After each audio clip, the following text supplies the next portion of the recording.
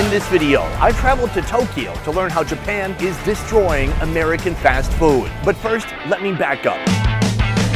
It is in the nature of Japanese folks to perfect everything. You've seen it with ramen, with sushi, and with wagyu. But after they got done perfecting their own foods, they moved on to foods from other countries. Well, today, I'm on a mission to learn how Japan is transforming American fast food. I'm talking fast food classics that we all grew up knowing and loving. Burgers, donuts, more burgers. I want to know how Japan is reshaping these iconic foods and if it's good or if it's a complete disaster. Right now, we're headed to our first location. Let's go.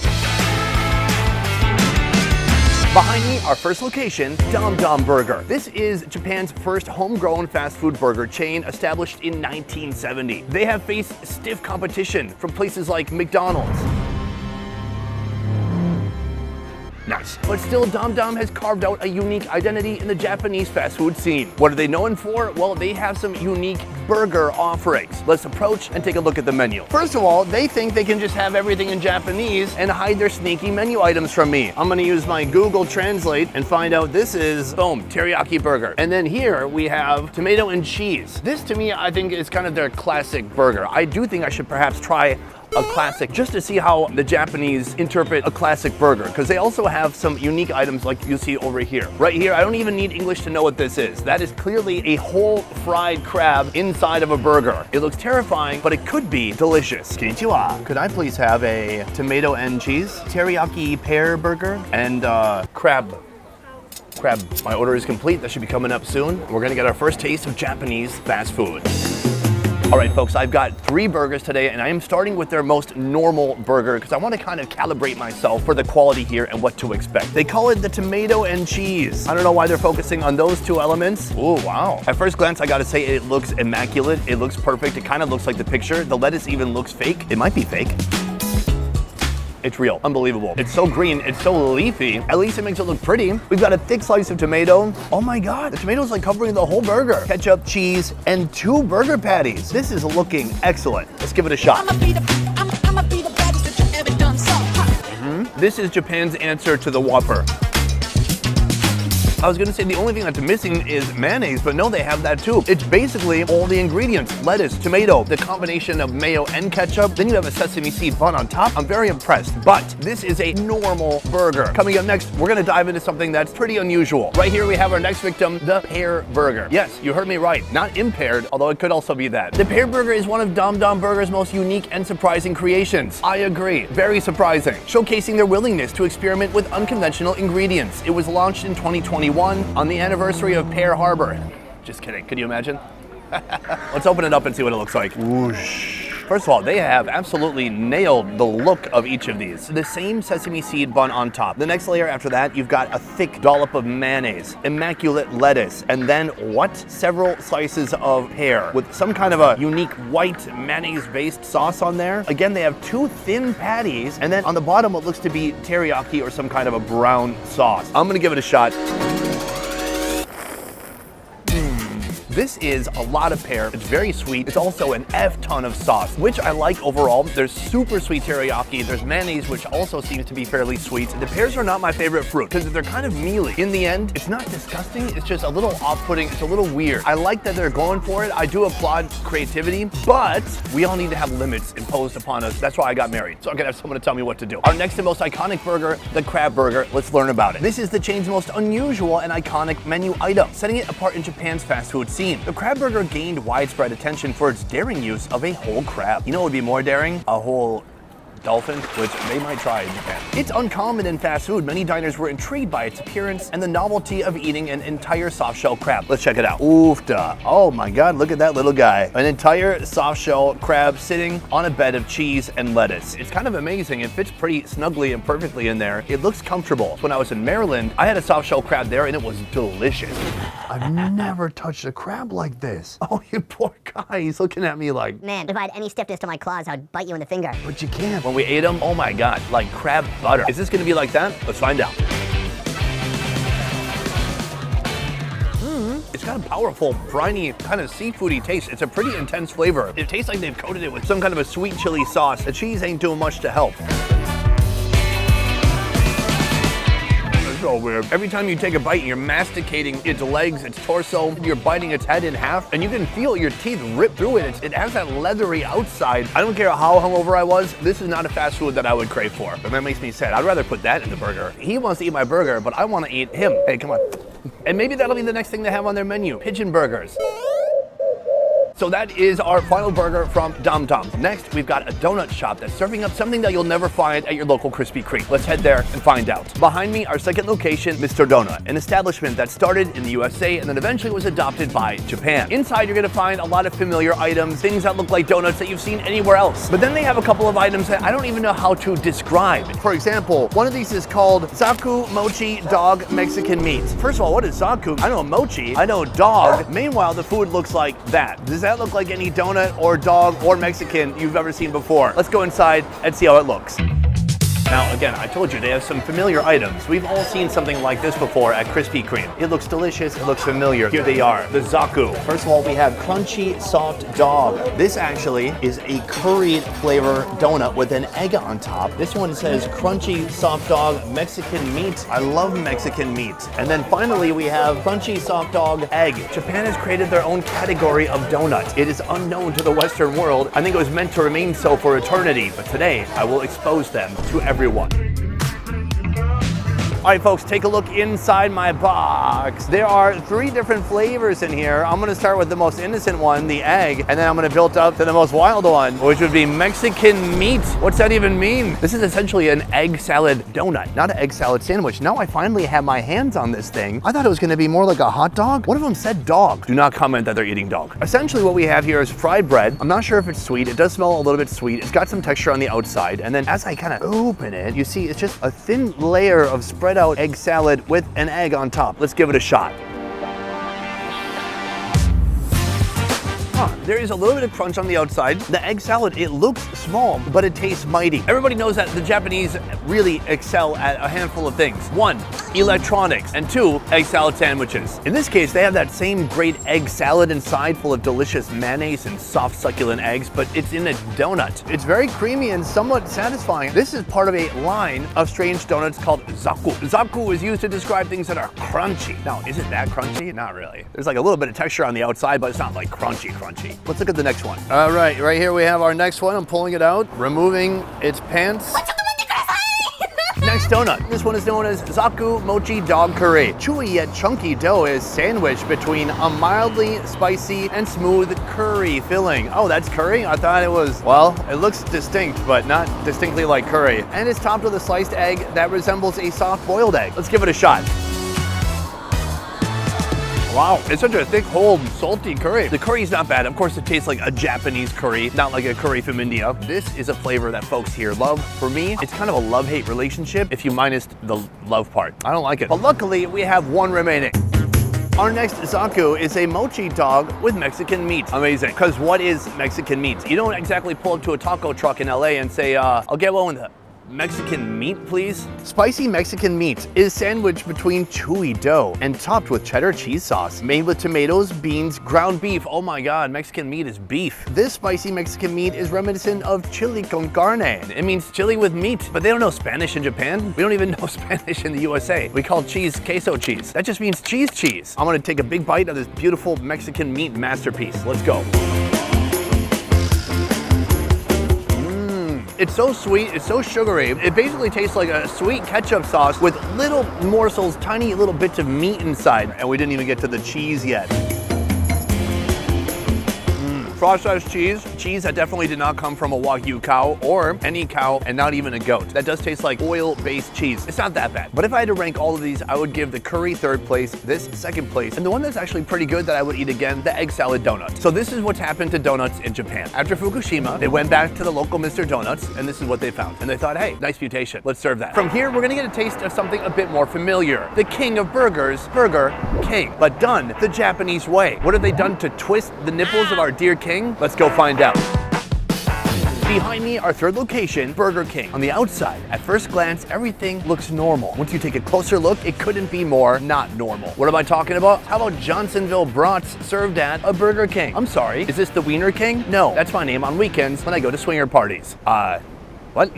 That was the code to get into Diddy's mansion. What? Wiener King. Who?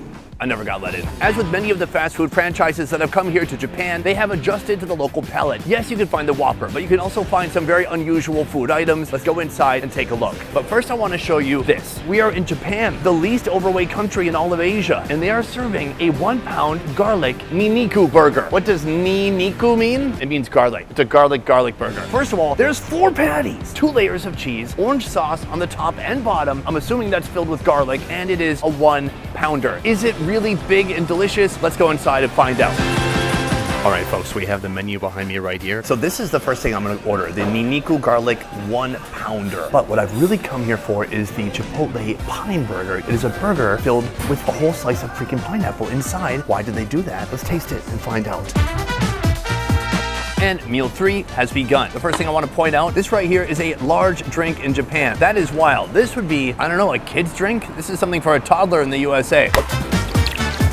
Diet Coke to cancel out all the fast food. Smart, 100 IQ. Right here we have the 1-pounder. And can I tell you, it feels like a pound. I'm gonna remove the kimono and see what's underneath. Holy cow, what an absolute disgusting mess. Let's go back to when we were at Dom Dom Burger. Do you see how perfect it was? How immaculate, how the ingredients were all placed perfectly. There was balance, it looked beautiful. Now look at this, what the hell? Oh no. 4 patties, some kind of an orange garlicky sauce all over the place. It looks like they had a machine just absolutely barf up orange sauce all over my burger. I'm so scared of there being an actual avalanche. We've got cheese, randomly scattered pickles, a little mustard, ketchup, and then that orange sauce is everywhere. On the bottom, more orange sauce. So keep in mind, this is the garlic 1-pounder. It's that right there. Take a look at that. Now go to the picture. Yeah, basically exactly the same. All right, let's give it a shot. Oh, a lot of beef. Is this A4 Wagyu or A5? There's so much meat. In a country known for precision and excellence, who is their demographic except for huge Americans that rolled their way all the way to this country? Look at that, dude. Who wants just like 2 inches of solid meat? Unless you're my wife. Hey, babe. See you soon.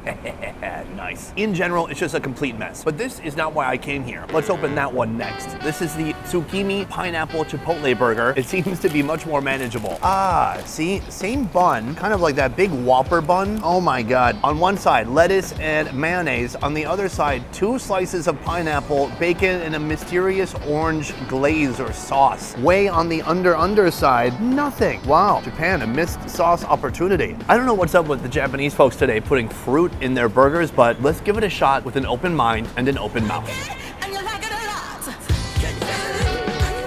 Suspicion. This burger is misinformation.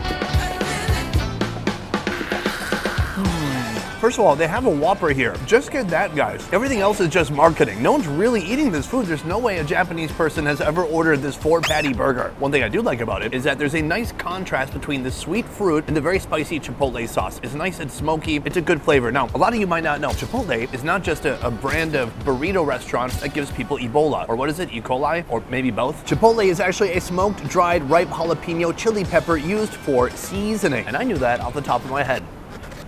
That is what it's flavored with, and it's a nice flavor. Beyond that, the pineapple. Listen, pineapple, it belongs on pizzas, not inside of burgers. I think we can all agree on that. In the end, I'm not a fan, I gotta say. If I liked either one more, it'd probably be the garlic monstrosity. But in general, next time you come to Burger King, just get a Whopper. Better yet, don't come. From here, we are headed to one more fast food establishment. In fact, this is the establishment that gave Burger King its most competition when they first tried to come to this country. Let's go check out Moss Burger. All right, folks, we have come to our final location, Moss Burger and Cafe. It's both in one. Let's talk about Moss Burger, though, because this is one of the few fast food franchises that was not brought over from the USA. This is a Japanese original. Moss Burger is a popular Japanese fast food chain known for its fresh, high-quality ingredients and its unique take on burgers. When I say unique take on burgers, it's just like, what are these things? The menu is confusing, but what they do is they trick you by making it microscopic. Moss stands for mountain, ocean, and sun, representing the company's philosophy of providing natural, wholesome food. Okay, take it easy. You have a hot dog burger. What is that reflecting? What I'm most excited about here is that they have rice burgers. This is great if you have a gluten allergy or you just want to switch it up and try something different than your usual wheat bun. This is the menu when it's blown up to a giant poster. It's just barely readable, but these are some of the items that I'm after today. It's a hot dog in a sandwich with some greens. There's an egg in there. It looks fascinating. I'm gonna get it. Down here you can see the Moss rice burger, full of delicious seafood with 2 buns made out of rice. Let's head to the order kiosk now and order. The problem is there is no English here, but they do have nice big pictures. I see an egg, I see a wiener, I see it all in kind of a bun. Let's get that. Yo, did you see that animation? Sick. All right, folks, this is our final meal of the day, Moss Burger. I've heard of it. I've never been here before in my life. And looking at this cafe behind me, it's kind of a little bit more high end. And when you take a look at the food, it looks immaculate. Now, I've got 3 that I've chosen today, and some of these I don't know what they are. Let's start with what's more familiar. This is the Moss Rice Burger with seafood, also known as Kakiaje Rice Burger. It features a combination of seafood and vegetables sandwiched between 2 grilled rice patties inside of the traditional bread buns. What's really impressive, it's not so easy to make buns out of rice and to make them kind of sticking together and not falling apart. This thing is hot and it's steamy. Oh yeah, a perfect hockey puck of jammed together vegetables and seafood between 2 other hockey pucks made of rice. If I'm honest, many of the foods we tried today, at least some of them made me feel disgusted, but I look at this, I feel a little tingly, I feel some excitement. Let's go for it. They have nailed the rice buns. They perfectly keep their shape. They're not falling apart. They're not breaking into pieces. They are still kind of soft, somewhere between the regular jasmine rice and a sticky rice. And then when you bite inside, it's so delicious. It tastes mainly like a little bit of seafood and a lot of soy sauce. It's very salty, but man, that is pleasurable. They have done good work here. I'm impressed. When I looked at this, I assumed I would like it, but these 2, I'm not so sure. This is our next creation. They have a focaccia bread. When you open it up, you've got an egg, you've got sauce, and then you've got that big wiener. Now, not so long ago, I was inside a food truck in Minnesota, and I met a guy named Dustin who asked me an important question. Is a hot dog a sandwich? Well, today, it definitely is. If you want to make a hot dog into a sandwich, basically, you just have to make it do a U-turn and slap it between a couple of buns. As I give it a little bit of a sniff, it smells like a sweet barbecue sloppy Joe mix that's kind of slapped in there between the dog and underneath this egg right here. So this has a little bit of everything. It also tastes like there's sauerkraut in there too. I mean, that would make sense with the sausage. The wiener is smoky. I think the visual is appealing and enticing. When you first take a bite, you're hit with that smoky sausage and then that super sweet and kind of barbecue tasting sauce with the meat. But it also just doesn't feel Japanese at all. It feels German plus an egg plus focaccia bread. So I will give them an A for effort. But do I think this should be exported from here to the USA? No, I think it should be deported from Japan to back to Germany, I guess. So that is food number 2. But for our final food, we have this right here.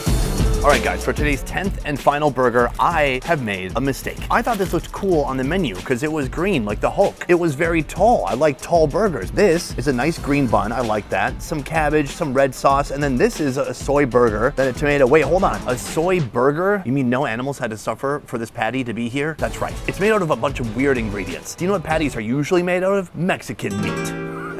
After the soy disc, we have tomato, and then we have this perfect lettuce. Oh my God, Japan is the best looking lettuce. And finally, on the flip side, nothing. Another missed sauce opportunity in Japan. Just because something is vegetarian doesn't mean it can't taste good. Just kidding. That's exactly what it means.